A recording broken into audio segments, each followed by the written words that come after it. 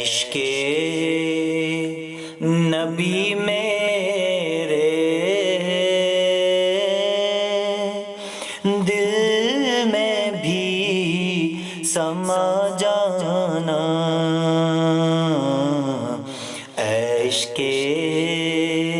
نبی میرے دل میں بھی سما جانا۔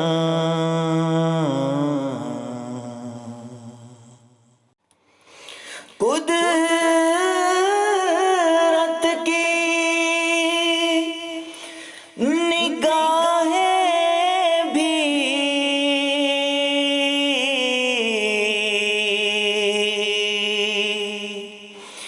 جس چہرے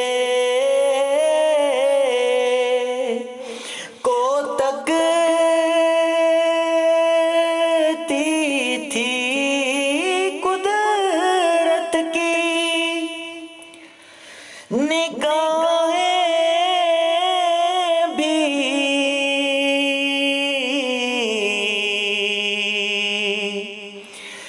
جس چہرے کو تکتی تھی،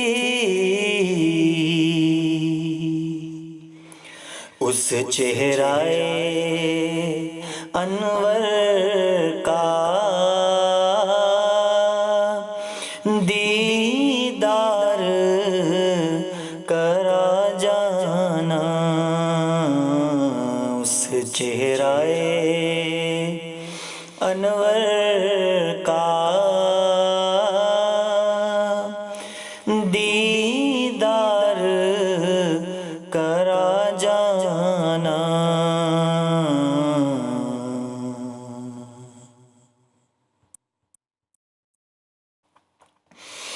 جس خواب میں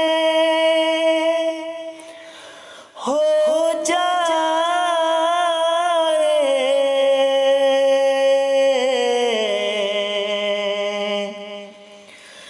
دیدار نبی حاصل، جس خواب میں ہو جائے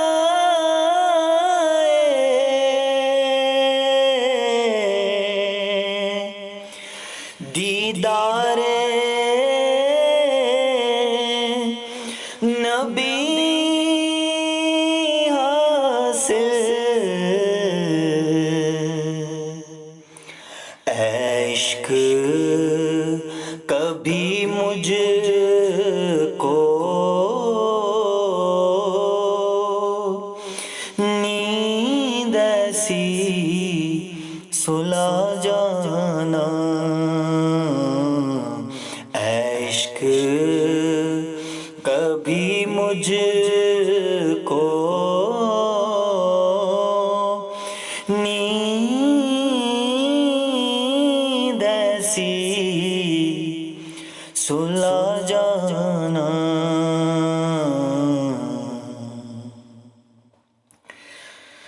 عشق نبی میرے دل میں بھی سما جانا، مجھ کو بھی محمد کا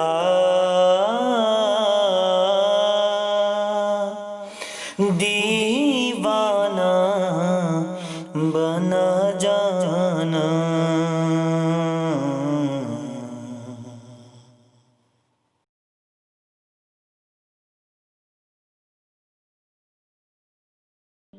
السلام علیکم ناظرین و سامعین، ناچیز کو قاضی عبدالمقید کہتے ہیں اور میں ایک بار پھر آپ کے ساتھ کرنے آیا ہوں کچھ گفت و شنید۔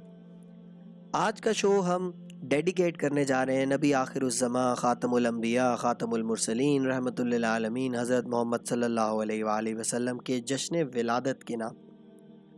اپنے ارد گرد جو دیکھتا ہوں تو بڑی ڈیفرنٹ قسم کی سیلیبریشنز نظر آ رہی ہیں۔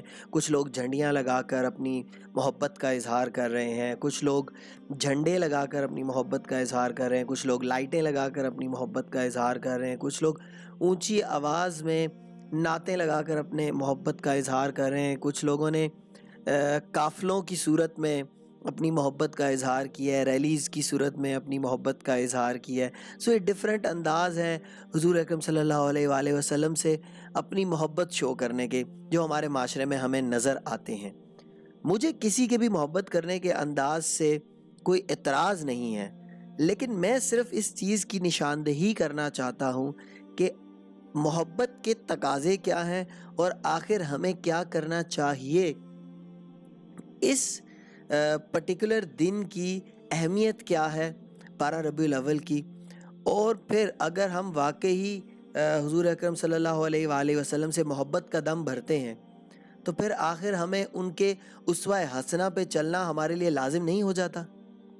تو یہ سوچنا ہے اور اس کے اوپر ہم نے بات کرنی ہے۔ تو اس کے اوپر بات کرنے سے پہلے حضور صلی اللہ علیہ وسلم کی ذات عالی کے بارے میں بات کرنا بہت ہی ضروری ہو جائے گا۔ اگر ہم حضور اکرم صلی اللہ علیہ وآلہ وسلم کی زندگی کا احاطہ کرنا شروع کریں اور ان کی شخصیت کے پہلوؤں کے اوپر روشنی ڈالنا شروع کریں تو اس کے لیے ایسے لاکھوں شوز کرنے پڑیں گے، اور میری اتنی اوقات ہی نہیں ہے کہ میں ان کی شخصیت کو صحیح طریقے سے انصاف کے ساتھ ڈیفائن کر سکوں۔ سو میں صرف ایک پہلو کے اوپر روشنی ڈالنا چاہوں گا کہ جس کے اوپر حضور اکرم صلی اللہ علیہ وآلہ وسلم کا بہت زیادہ فوکس رہا ہے، اور جو ایسی چیز ہے جو اس وقت معاشرے کے اندر ناپید ہوتی جا رہی ہے، اور وہ ہے اخلاق۔ تو اخلاق کے ذکر سے شروع کرتے ہیں، اور حضور صلی اللہ علیہ وآلہ وسلم کے اخلاق کے حوالے سے کچھ بات کرنا چاہوں گا، اور پھر اس کو کمپیئر کرتے ہیں ہمارے آج کے اخلاق کے ساتھ۔ تو اگر میں حضور صلی اللہ علیہ وسلم کے اخلاق کے بارے میں بیان کروں تو ان کے اخلاق کے بیان کے بارے میں جہاں تاریخ گواہ ہے وہاں قرآن بھی شاہد ہے کہ پیغمبر صلی اللہ علیہ وآلہ وسلم تم اعلیٰ اخلاق پیدا ہوئے۔ حضور صلی اللہ علیہ وآلہ وسلم کا اپنا ارشاد تکمیل اخلاق کے ضمن میں ایک مینارہ نور کی طرح درخشاں ہے۔ ارشاد ہوا میں حسن اخلاق کی تکمیل کے لیے بھیجا گیا ہوں، اور یہ کہ میں تو اسی لیے بھیجا گیا ہوں کہ مکارم اخلاق کا معاملہ تکمیل تک پہنچاؤں۔ شاید ہی کوئی ایسی اخلاقی صفت ہے جس کے اپنانے کی آپ صلی اللہ علیہ وآلہ وسلم نے تلقین فرمائی ہو، جس پر آپ نے خود عمل کر کے نہ دکھایا ہو۔ آپ نے زندگی کو اخلاق کی تفصیل و تکمیل بنا دیا۔ آپ محافظ اخلاق ہیں، مفسر اخلاق ہیں، مظہر اخلاق ہیں، منبع اخلاق ہیں، مجسم اخلاق ہیں، بلکہ مکمل اخلاق ہیں۔ آپ کی اخلاقی رفتوں کا بیان دراصل آپ صلی اللہ علیہ وآلہ وسلم کی پوری سیرت کا بیان ہے۔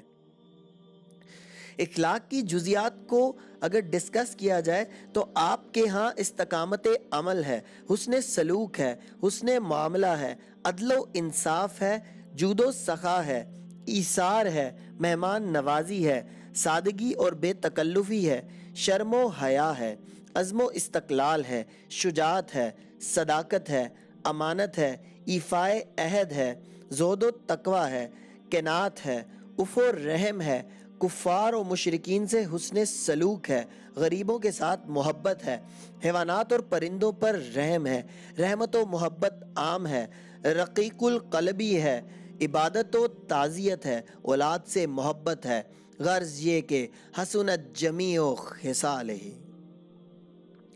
آپ صلی اللہ علیہ وآلہ وسلم کے بارے میں کیا لب کشائی کی جا سکتی ہے؟ آپ صلی اللہ علیہ وآلہ وسلم کے اخلاق اور اوصاف کا ذکر احادیث و سیرت کی کتابوں میں بڑی تفصیل سے کیا گیا ہے، اور آپ کی زندگی کا ایک ایک واقعہ اخلاق و اوصاف کی تفسیر نظر آتا ہے۔ آپ صلی اللہ علیہ وآلہ وسلم کا کمال اخلاق یہ ہے کہ وہ دور جس میں صداقت، دیانت اور امانت کے چراغ گل ہو چکے تھے، آپ صلی اللہ علیہ وآلہ وسلم نے اپنے پاکیزہ کردار سے اس دور میں الصادق اور الامین کے القاب حاصل کیے، اور وہ بھی مخالفین سے۔ حضور صلی اللہ علیہ وآلہ وسلم کے اخلاق کا عالم دیکھیے کہ وہ عورت جو حضور کے راستے میں کانٹے بچھاتی تھی، جو حضور کے صلی اللہ علیہ وآلہ وسلم کے اوپر روز کوڑا پھینکتی ہے، جب وہ 2 دن تک یہ حرکت نہیں کرتی تو حضور صلی اللہ علیہ وسلم اس کے گھر پہنچ جاتے ہیں اور اسے پوچھتے ہیں اماں جی 2 دن ہوئے آپ کا دیدار نہیں ہوا، آپ مجھے نظر نہیں آئے. تو اس کے نتیجے میں وہ کہتی ہے کہ بیٹا مجھے بھی اسلام قبول کرنا ہے، مجھے تمہارے اخلاق نے جیت لیا. یہ ہیں حضور اکرم صلی اللہ علیہ وآلہ وسلم کے اخلاق.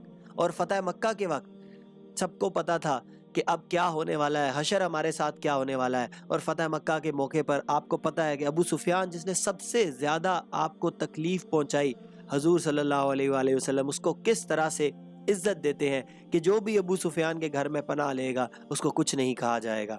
اور پھر جب کعبے کے دروازے پر کھڑے ہوئے تو اور لوگوں کو مخاطب کیا اور پوچھا اب میں کیا کروں گا تمہارے ساتھ، تو سہل بن عمر سامنے آئے اور انہوں نے کہا، حضور اکرم صلی اللہ علیہ وسلم کو کہا کہ آپ کریم کریم کے بیٹے ہیں. تو انہوں نے کہا جاؤ میں نے تم سب کو معاف کیا. یہ ہے حضور اکرم صلی اللہ علیہ وآلہ وسلم کا اخلاق.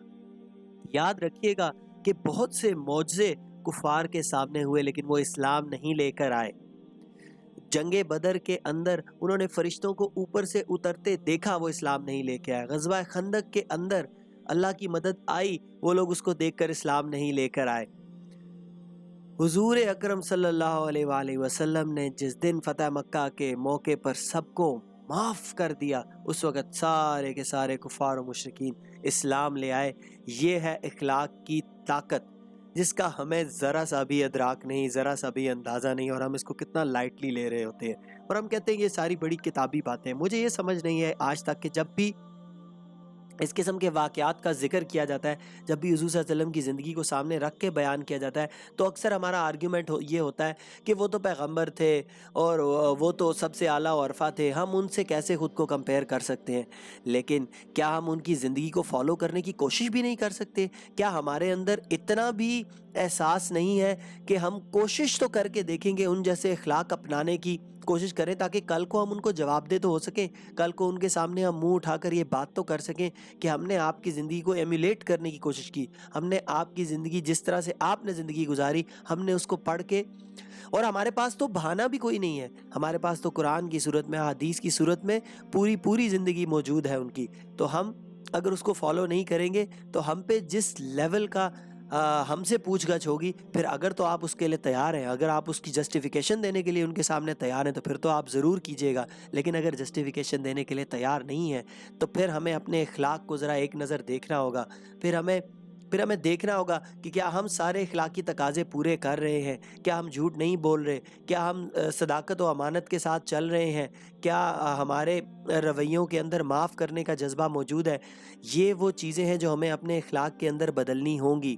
اگر ہم واقعی اپنے آپ کو سچا عاشق رسول کہتے ہیں تو صرف نعتیں پڑھنے سے گزارا نہیں ہوگا، صرف اسپیکر لگانے سے گزارا نہیں ہوگا، صرف جھنڈیاں لگانے سے گزارا نہیں ہوگا، صرف لائٹیں لگانے سے گزارا نہیں ہوگا، بلکہ حضور اکرم صلی اللہ علیہ وآلہ وسلم کے اسوہ حسنہ کو اپنانے سے اصل مزہ، اصل چیز، اصل روح اس دن کی یہ ہے کہ ہم تجدید عہد کا دن ہے، یہ تجدید وفا کا دن ہے. یہ دن اس چیز کا ہے کہ ہم عہد کریں کہ ہم آئندہ سے حضور اکرم صلی اللہ علیہ وآلہ وسلم کی پاک زندگی کو دیکھتے ہوئے اپنے اخلاق کو الائن کریں گے، اپنی زندگیوں کو الائن کریں گے تاکہ ہمیں دنیا و آخرت کی کامیابی نصیب ہو سکے.